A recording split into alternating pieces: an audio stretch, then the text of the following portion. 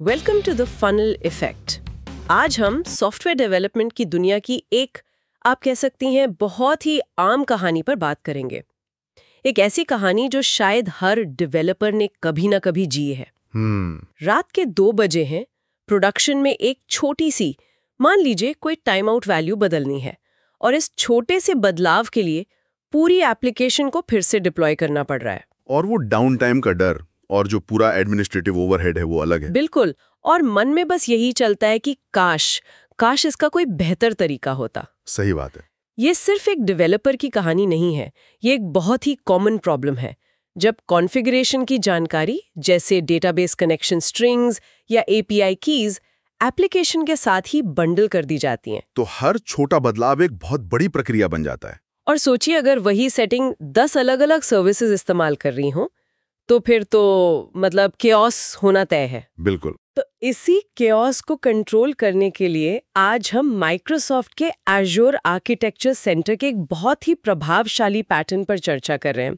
इसका नाम है एक्सटर्नल कॉन्फ़िगरेशन स्टोर, और हम समझेंगे कि ये सिर्फ एक अच्छी प्रैक्टिस क्यों नहीं, बल्कि मॉडर्न क्लाउड नेटिव सिस्टम्स के लिए एक ज़रूरत क्यों है। तो चलिए इस समस्या की जड़ तक चलते हैं। ये जो लोकल कॉन्फ़िगरेशन फाइलें होती हैं, इनके साथ असली दिक्कत क्या है, खासकर जब हम माइक्रो सर्विसेज जैसे जटिल एनवायरनमेंट्स की बात करते हैं। बिल्कुल। देखिए, समस्या सिर्फ रीडिप्लॉयमेंट के झंझट तक ही सीमित नहीं है। अच्छा, असल खतरा है कॉन्फ़िगरेशन ड्रिफ्ट का, जो एक, आप कह सकते हैं, एक साइलेंट किलर की तरह है। कॉन्फ़िगरेशन ड्रिफ्ट, ये क्या होता है? सोचिए, आपके पास 50 माइक्रो सर्विसेज हैं। एक टीम ने सर्विस ए में एक टाइम आउट सेटिंग को 30 सेकंड से 60 सेकंड कर दिया। ठीक है।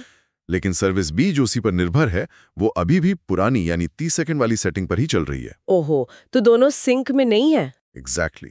नतीजा, सिस्टम में ऐसी गलतियां आएंगी जिन्हें पकड़ना मतलब लगभग नामुमकिन होगा। यानी एक जगह बदलाव करने से पूरे सिस्टम में एक अनिश्चितता का, एक अनप्रिडिक्टेबिलिटी का माहौल बन जाता है। बिल्कुल। और जब हर सर्विस के कई इंस्टेंस चल रहे हों, तो ये पक्का करना बहुत मुश्किल हो जाता है कि हर एक इंस्टेंस के पास लेटेस्ट और सही कॉन्फ़िगरेशन हो। कुछ इंस्टेंस नई सेटिंग्स पर काम कर रहे होंगे, कुछ पुरानी पर। ये सिस्टम के व्यवहार को पूरी तरह से अनप्रेडिक्टेबल बना देता है। तो फिर ये एक्सटर्नल कॉन्फ़िगरेशन स्टोर पैटर्न इस केओस को एक व्यवस्था में कैसे बदलता है? इसका मूल मंत्र क्या है? इसका मूल मंत्र बहुत सरल लेकिन शक्तिशाली है। कॉन्फ़िगरेशन को कोड से अलग करो। अच्छा। उसे एप्लीकेशन के डिप्लॉयमेंट पैकेज से बाहर निकालकर एक सेंट्रलाइज्ड भरोसेमंद जगह पर रख दो। एक सिंगल सोर्स ऑफ ट्रूथ बना दो सबके लिए। बिल्कुल। आप इसे एक रेस्टोरेंट की सेंट्रल पैंट्री की तरह समझ सकती हैं। हर शेफ यानी हर एप्लीकेशन अपनी मेज पर नमक मिर्च रखने के बजाय एक ही सेंट्रल पैंट्री से सामान लेता है। ये एनालॉजी बहुत अच्छी है। इससे ये पक्का होता है कि हर कोई एक ही क्वालिटी का और सही सामान इस्तेमाल कर रहा है। तो ये सेंट्रल पैंट्री यानी हमारा कॉन्फ़िगरेशन स्टोर, ये असल में क्या हो सकता है? ये कुछ भी हो सकता है। एक क्लाउड स्टोरेज सर्विस हो सकती है, जैसे कोई ब्लॉब स्टोरेज। हाँ, या फिर एक डेडिकेटेड कॉन्फ़िगरेशन मैनेजमेंट सर्विस जैसे एज़्योर ऐप कॉन्फ़िगरेशन, या फिर एक होस्टेड डेटाबेस भी। जरूरी ये है कि ये हाईली अवेलेबल हो और उसका एक स्टैंडर्ड इंटरफेस हो। बिल्कुल, ताकि सारी एप्लीकेशंस एक ही तरीके से सेटिंग्स को पढ़ और अपडेट कर सकें।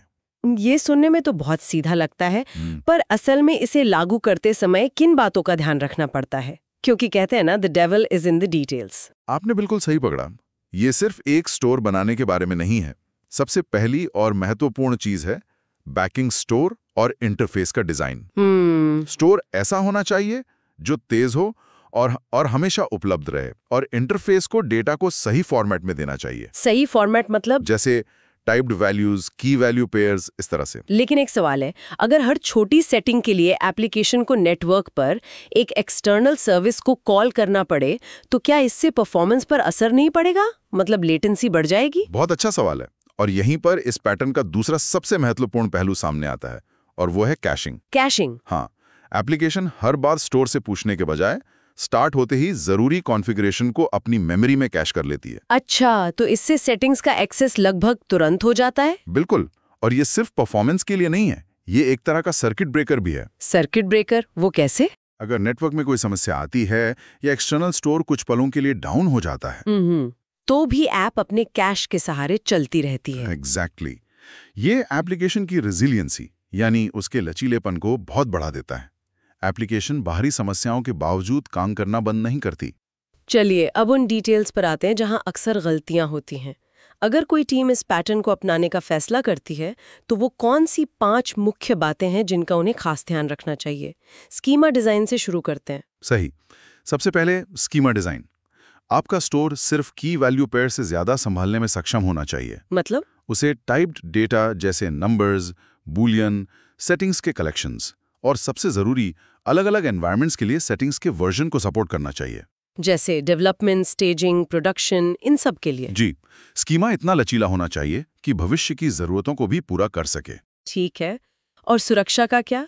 इन स्टोर्स में तो पासवर्ड्स और एपीआई कीज जैसी बहुत संवेदनशील जानकारी होती है। ये दूसरा और शायद सबसे जरूरी पॉइंट है, सिक्योरिटी।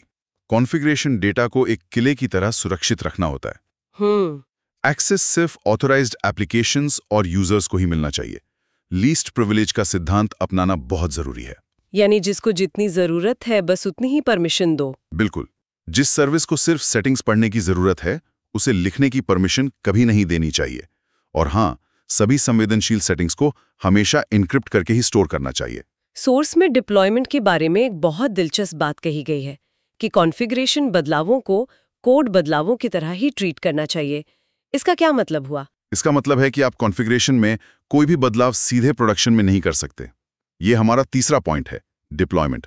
अच्छा। सोचिए, एक सेटिंग बदलने से आपकी 10 एप्लीकेशंस प्रभावित हो सकती हैं। सही बात है। इसलिए कॉन्फ़िगरेशन बदलाव को भी उसी प्रक्रिया से गुजरना चाहिए जिससे कोड गुजरता है।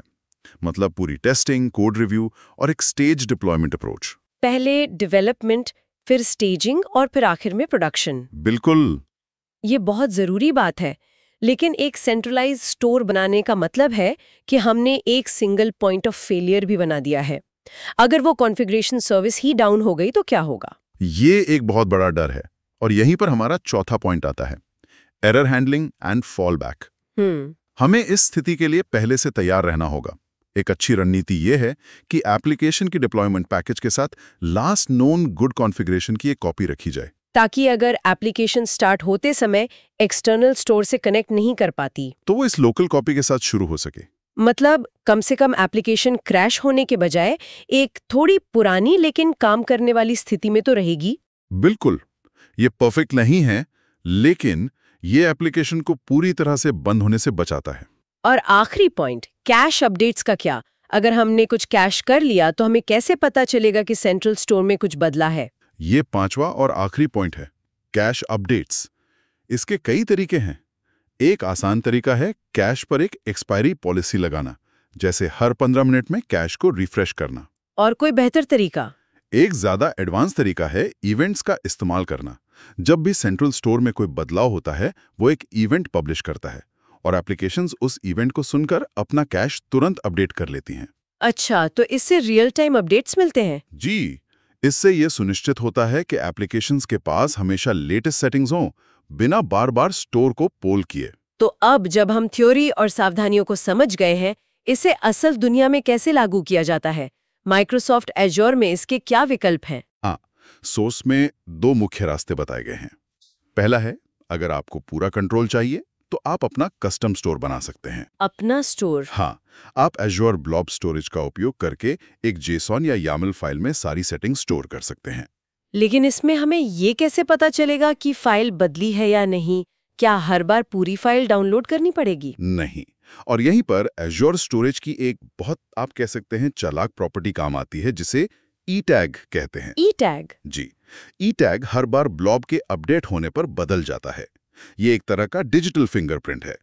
आपकी एप्लीकेशन हर बार पूरी फाइल डाउनलोड करने के बजाय सिर्फ ये फिंगरप्रिंट चेक करती है। अच्छा, तो अगर फिंगरप्रिंट वही है तो मतलब कुछ नहीं बदला? एग्जैक्टली। इससे ना सिर्फ परफॉर्मेंस बचती है, बल्कि आपका क्लाउड का बिल भी कम होता है।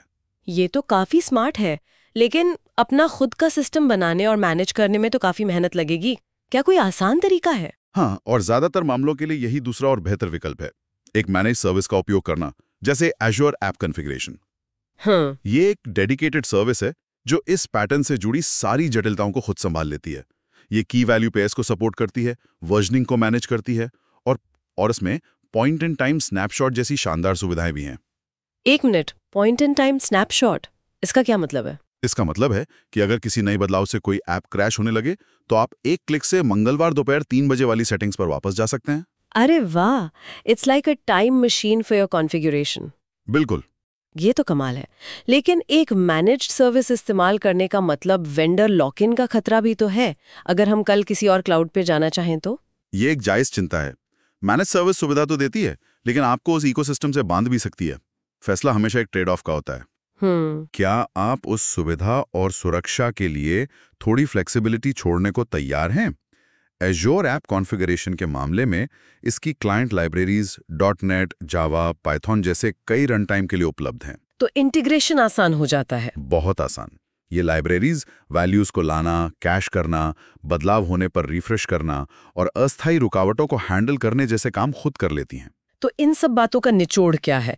ये पैटर्न असल में किन सिनारियोज के लिए सबसे ज्यादा उपयोगी है? देखिए, ये पैटर्न तब सबसे ज्यादा चमकता है जब आप माइक्रो सर्विसेज जैसे डिस्ट्रीब्यूटेड सिस्टम्स बना रहे हों। जहां सेटिंग्स को कई एप्लीकेशंस के बीच शेयर करना जरूरी है। हाँ, या जब आप चाहते हैं कि आपकी सभी एप्लीकेशंस में एक स्टैंडर्ड कॉन्फ़िगरेशन लागू हो ताकि कंसिस्टेंसी बनी रहे। और अगर हम बड़ी तस्वीर देखें तो इसका क्या महत्व है? बड़ी तस्वीर में सोर्स ये बताता है कि यह पैटर्न एज़्योर वेल आर्किटेक्टेड फ्रेमवर्क के ऑपरेशनल एक्सीलेंस पिलर को सीधे तौर पर सपोर्ट करता है। अच्छा, यह सिर्फ एक तकनीकी पैटर्न नहीं है, यह एक फिलॉसफी है जो कहती है कि आपके सिस्टम्स को मैनेज करना, मॉनिटर करना और ऑपरेट करना आसान होना चाहिए।